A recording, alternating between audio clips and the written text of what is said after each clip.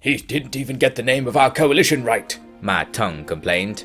Besides, his whole mandate lies on his unproven connection to the imperial house. Who else will call themselves a Liu if we legitimize him? To his right, Inspector Han Sui had no retort, but to his left, Zheng Jiang was infuriated. Lord Liu Bei has won his command through merit. He was scarcely rewarded for his bravery against the Yellow Turbans. His only fault was that he did not ask more forcefully. And what would you know about that? Ma Teng spat. You are one dash of the wind away from being a Yellow Turban yourself. Please, Lord Tang, Han Sui said. This is a coalition for the Emperor's sake. When the realm is set at ease, all will benefit. Among those who achieve this, what bandit will not be forgiven, and what self-styled noble will not be given proper scrutiny?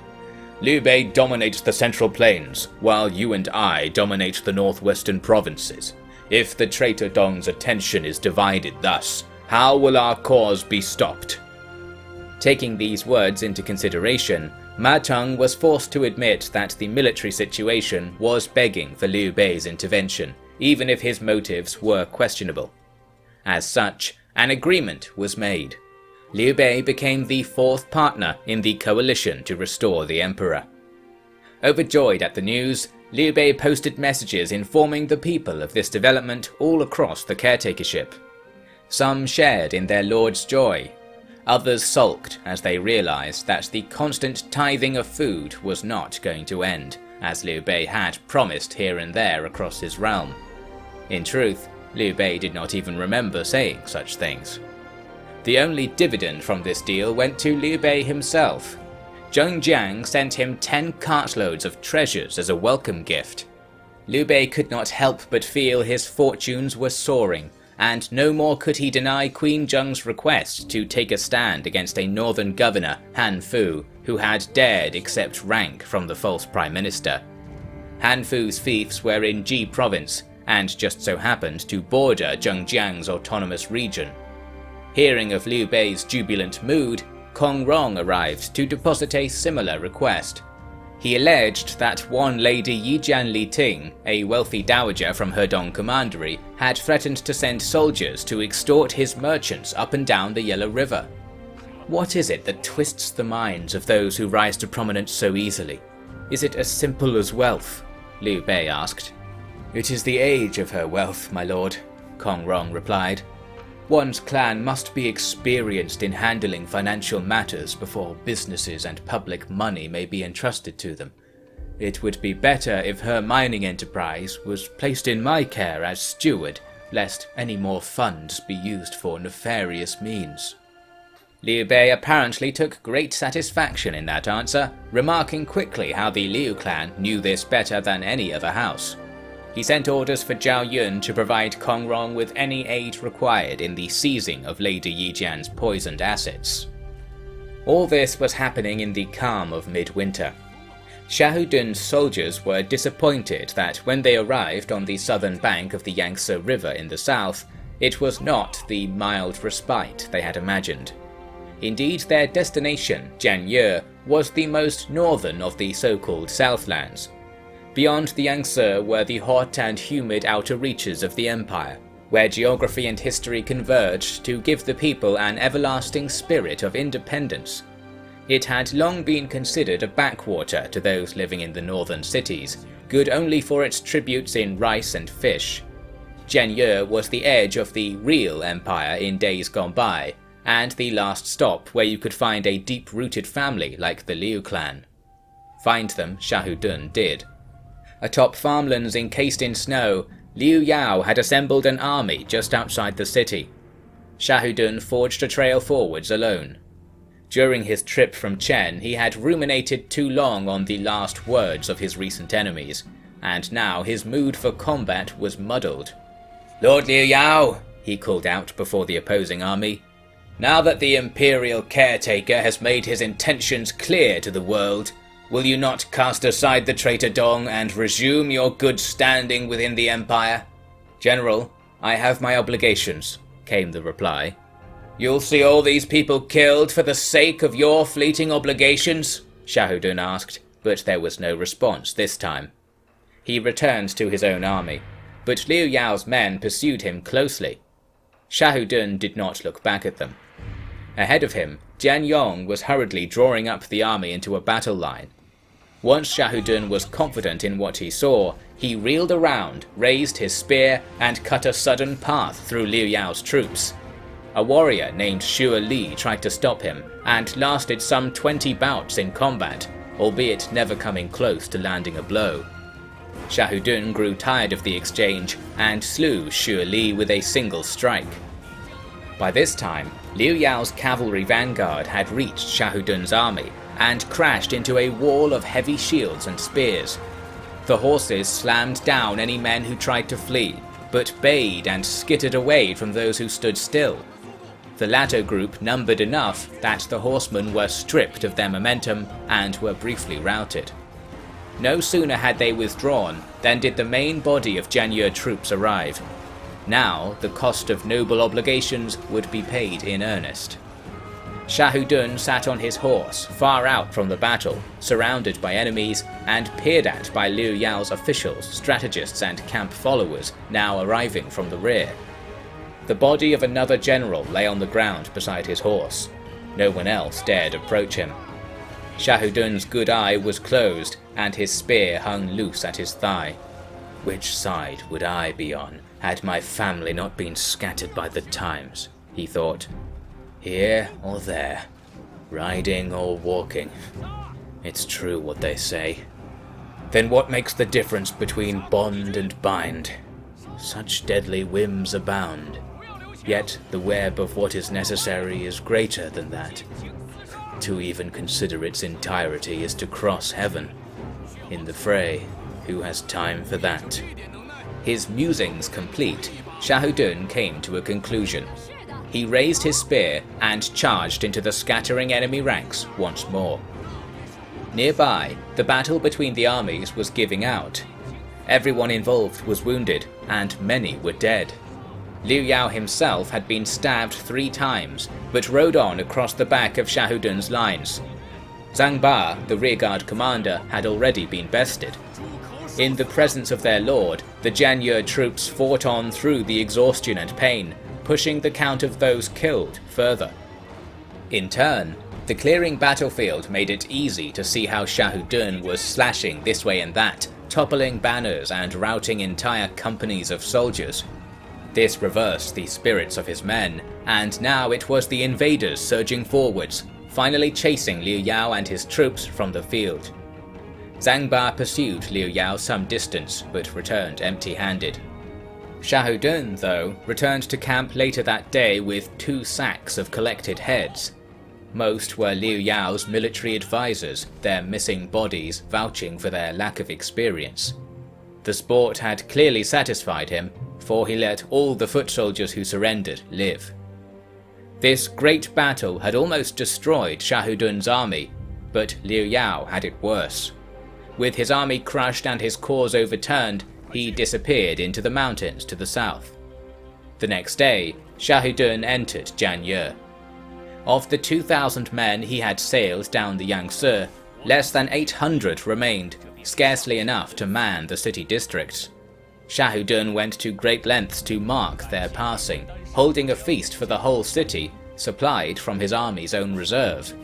Thus immobilized, he could safely ignore any further orders until spring. He received the surrender of some of the county prefects, and learned that Mi Ju had arrived to requisition salt from the mines downstream. Feigning illness, Xiahou Dun declined to see him, but the business was carried out nonetheless. Thus, Liu Bei's caretakership quietly crept across the Yangtze. The caretaker himself had also been on campaign during the winter, securing more of Shangyong commandery from Dong Zhuo's men. Most importantly, he found a particular junction on the main road, which according to the scholars of Xiangyang could be followed through the hills and mountains to the north all the way to Chang'an. There, somewhere, the young emperor awaited. The road was blocked by yellow turbans, as many of the empire's highways were. Liu Bei would tolerate no delay, killing their representative and charging on down the road, flattening any who dared stand against them. After this brief clash, they ran into someone else who was trying to take this back road to the capital. This speeding rider turned out to be none other than Liu Yao. Astounded to be encountering his enemy in such a place, Liu Yao could only receive Liu Bei's greetings and pretend to have been deliberately seeking him out. He asked to use the latrines before food was served, and while there, hurriedly disposed of the letter he had been carrying to Dongzhuo. At the following feast, he relayed the news from Jianye, news that Shahudun had yet to report himself even after several weeks. Then, without hesitation, he left his table to bow before Liu Bei and requested mercy. "How could I wish any curse upon my own brother?" was Liu Bei's response, getting up to embrace Liu Yao. Liu Yao was taken aback at Liu Bei's sincerity throughout the evening's discussions, having rushed from a bloody battlefield to seek refuge from this selfsame man. While he might have wished to still pursue that course of action, the circumstances were providing an easier way out. The next day, Liu Yao was sent back to Jianye, now a de facto servant of the Liu clan's ascendant branch. He didn't stay there long, and rushed instead to his family's remaining estates in Kuaiji, south of the city. However, someone was one step ahead of him. He was met there by Mi Ju, and once again Liu Yao found himself taking a chance encounter in his stride. This time, all he had to do was agree that he would be friendly to the officials that had been quietly installed across the commandery, increasingly aware that he himself was as good as one of them. Now, a region encompassing most of northern Yang province was paying their taxes not to the capital, but to Liu Bei. Or, more accurately, to his administration, for Liu Bei himself was not present to witness the filling of his military treasury in Donghai. Nor, in fact, did he witness how the filling had to be repeated endlessly, for the money seemed to disappear without record or reason. He was increasingly hard for messengers to find, marching his army deep into the mountains that separated Chang'an and the northwestern plains from the empire's interior. Yet, one day he'd received embassy coming from the west, the direction of Chang'an. It was a woman with a large military entourage. They flew Han Empire banners, an increasingly rare sight. 5 guards remained at her back as she sat to speak with Liu Bei. This was Yijian Li Ting, the one Kong Rong had stopped just short of claiming was a pirate. Strangely, she came across as being almost dangerously honest.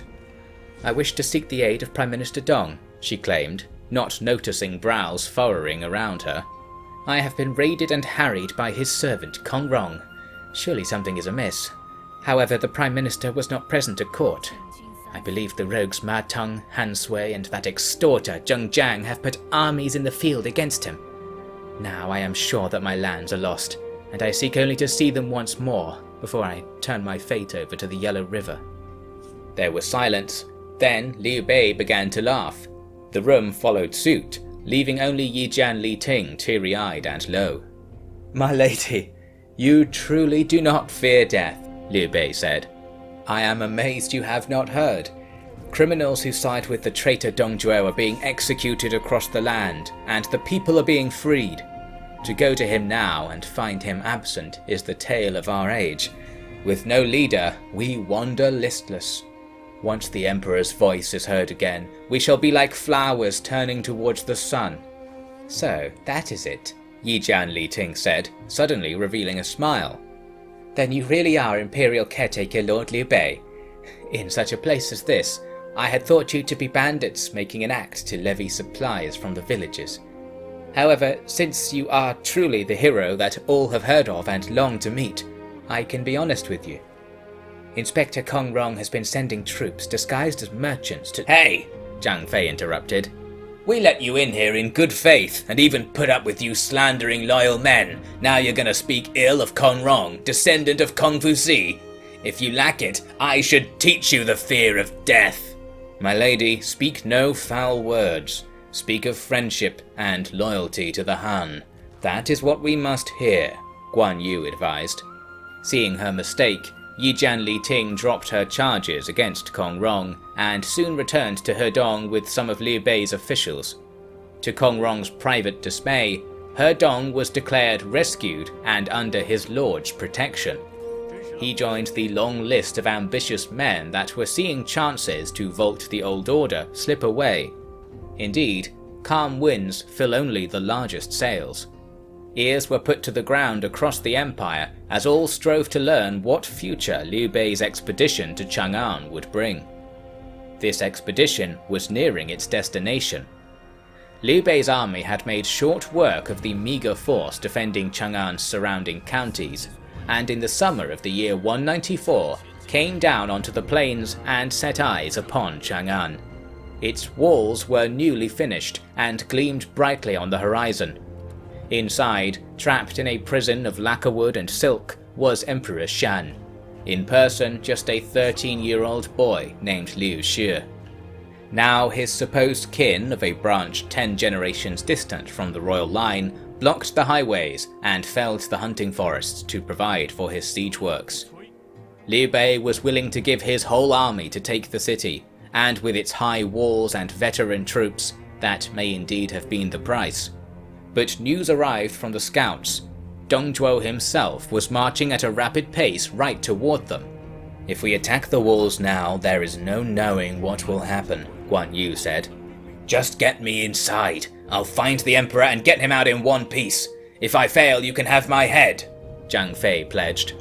"There can be no risk. It will mean nothing to rescue the emperor if we are caught by the traitor as soon as we leave," Liu Bei said. "You, tell me, does Dong Zhuo travel with his son?" The scout replied he was certain Dong Zhuo's son, Liu Bu, was embroiled with coalition troops out on the plains, weeks away. "Then I have another idea," Liu Bei said. "We must kill Dong Zhuo first and foremost. The city can be taken with ease by a single spearman if he carries the head of the traitor before him." All agreed, and so the army was withdrawn from the city to prepare an ambush beside a road. Emperor Shan despaired at the news. After all, every moment he lived without his power was a moment his ancestors and descendants alike would scorn him. To have rescue come and go like a passing dragon was painful like no other indignity he'd stomached so far. Finally he gave up hope when Dong Zhuo returned to court, his armor heaving over his portly frame. "My emperor, I trust you were not afeared by the approach of the rebels," Dong Zhuo said. No, not at all. I knew you'd save me," Shan quickly said. It was the correct answer. "Only with the blessing of the heavens did I make it here safely. What better sign could there be that I have its mandate, while Liu Bei frets in the mountains? Yes, I think I shall have to settle this matter personally." Dong Zhuo spent a few days in his pleasure palace, while the army was prepared to march east. As for Liu Bei, he had lain in wait to ambush Dong Zhuo for many days, but the maps he had of the area were outdated. When Dong Zhuo had come to Chang'an 4 years prior, it had been a wasteland, its glory days of the Western Han period long gone. As such, the Prime Minister had been forced to build his new capital from scratch, which included several new roads. As such, Liu Bei had been far from his target as the Imperial army passed. Frustrated, Liu Bei first decided to march to western Hedong, an area northeast of the capital where Queen Zheng was said to be gathering her army. Together, the capital would fall as easily as water passes through air. But a series of messengers arriving in quick succession turned his strategic situation upside down. The centerpiece of the disruption was Yuan Shu. Yuan Shu had decided to invade Jing province to fuel his ambitions to supplant House Han. However, Liu Biao had capitulated, apparently siding with the self-proclaimed Emperor of Zhong. Tong Yurei had sent a message to beg Liu Bei for protection against this surfacing power. While Liu Bei agreed, the next message he'd received was from Yuan Shu himself, stating that the caretakership was not recognized by the new imperial house, and therefore military action against it remained ongoing. This sudden and astonishing streak of imperial ambition had been pulled off with immaculate timing. Now Liu Bei had no chance of evacuating the emperor from Chang'an, victorious or not. Furthermore, he was now personally trapped deep behind enemy lines. Running low on food, and with rivers, mountains, and leagues of enemy territory between his messengers and his allies, he had no choice but to fight his way out. Indeed, while Emperor by right watches the stars, the Emperor by might snuffs them out. How far would Yuan Shu's insurrection go? Read on.